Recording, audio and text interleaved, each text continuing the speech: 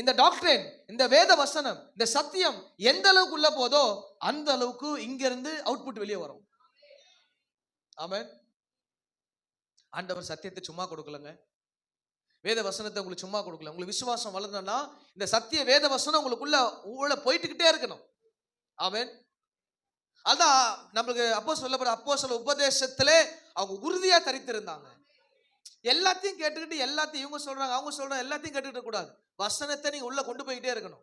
ஏன் வசனத்தை படிக்க சொல்லிக்கிட்டே இருக்கிறாங்கன்னா, இதை தம் பண்ண நம்முடைய லைஃப் ஸ்டைல் ஆட்டோமேட்டிக்கா மாறும். எனக்கு ஒருத்தர் சொல்லணும்னு அவசியமே கிடையாது. உங்களை மாரி நாங்க அவ்வளவு டீச் பண்ணி வளர்க்கல. நாங்க டாக்டரின்ல தான் அதிகமா வளர்ந்தோம். வசனத்தை படிக்க படிக்க படிக்க தான் இது என்ன மாத்திக்கிட்டே இருக்கும். ஏன்னா நானும் அப்படி இருந்தவன் தான். இப்ப இந்த அளவுக்கு இவ்வளவு அழகா என்ன கர்த்தர் மேல நிக்க வச்ச நோக்கம் என்ன? இந்த வேத வசனம் உள்ள போக போக போக போக தான் லைஃப் ஸ்டைல மாத்தும், ஆக்டிவிட்டிஸை மாத்தும், என் செயலை மாத்தும், என் சிந்தையை மாத்தும், என்னுடைய வாழ்க்கையை மாத்தும், முற்றிலுமா அந்த டாக்டரின் மாத்தும். தவறானதை கேட்டுக்கிட்டு தவறானதை யோசிச்சுக்கிட்டு இருந்தா தவறாதான் பேச தோணும், தவறாதான் நினைக்க தோணும், தவறாதான் பண்ண தோணும். எல்லாவற்றிலும் வேத வசனத்தை மட்டும் உள்ள கொண்டு போங்க. கல்கி, குமுத, நக்கீரன் இதெல்லாம் படிச்சுக்கிட்டு இருந்தா யாரும் சந்தேகப்படலாம் தான் என்ன வரும் இல்லையா? ஃபேஸ்புக்ல ஒரு ஆர்டிகல் வந்தா அவ்வளவு உன்னிப்பா படிக்கிறீங்க.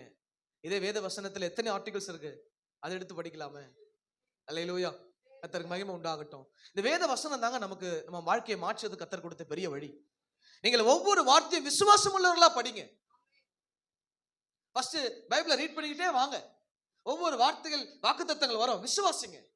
கர்த்தர் கொடுத்த வார்த்தை வரும், விசுவாசிங்க. ஆண்டவர் எனக்கு செய்வார்னு விசுவாசிங்க, நம்புங்க. கர்த்தர் கண்டிப்பா அந்த காரியத்தை உங்களுக்கு வாய்க்க செய்வார். விசுவாசம் இல்லாமல் தேவனுக்கு நீங்கள் பிரியமா இருக்க முடியாது. ஆமென். விசுவாசம் இல்லாமல் நீங்கள் மனமகிழ்ச்சியா இருக்க முடியாது. அல்லேலூயா. அப்ப விசுவாசம் உள்ளவன் ஆகி மனமகிழ்ச்சியா இருந்தான். அப்ப நீங்கள் விசுவாசமா இருந்தீங்கன்னா ஆமென், உங்களுக்கும் தெரியும் நீங்க எங்க இருந்தா நல்லா இருப்பீங்கன்னு. ஆனா ஆண்டவருக்கு தான் தெரியும் நம்ம எங்க இருந்தா நல்லா இருப்போம். ஆமென். அதனாலதான் அவர் சரியா பார்த்து பார்த்து செய்வார். அல்லேலூயா. கர்த்தர் ரொம்ப நல்லவருங்க. யாருமே அவர் ஏமாத்த மாட்டார். உங்க வாழ்க்கையில ஒருவேளை கிடைக்கல ஏமாத்த போய் நீங்க ஏமாற்றப்படல, பிலீவ் பண்ணுங்க இயேசுவை. ஆமென். இந்த டாக்டரின் மொத்தமும் அந்த விசுவாசத்தை அடக்கிதான் மூவ் ஆகிட்டே இருக்குது. இந்த விசுவாசத்துல எந்த அளவுக்கு நீங்க வளர்றீங்களோ அந்த அளவுக்கு கர்த்தரிடத்துல மனமகிழ்ச்சியா இருப்பீங்க. நீங்க ஜெபிக்கும் பொழுதே ஆண்டவர் கேட்டுருவார். தானியேலுக்கு ஆண்டவர் சொல்லப்பா நீ ஜெபம் பண்ண உட்கார்ந்த போதே வேண்டுதல் வந்துருச்சாங்க. அப்ப நீங்க ஜெபிக்க உட்காரும் போது ஆண்டவர் ஜெபத்தை கேட்பாருங்க. நீங்க இந்த உலகத்தின் பார்வையில பார்க்காதீங்க, இதெல்லாம் யாருக்குமே சாத்தியம் இல்லை, உன்னால சாத்தியப்படும். நீ ஜெபிக்கிற ஜெபத்தை கர்த்தர் கேட்பார். அல்லேலூயா. எத்தனை விசுவாசிக்கிறீங்க? நல்ல ஒரு ஆமென் சொல்லுங்க பாப்போம்.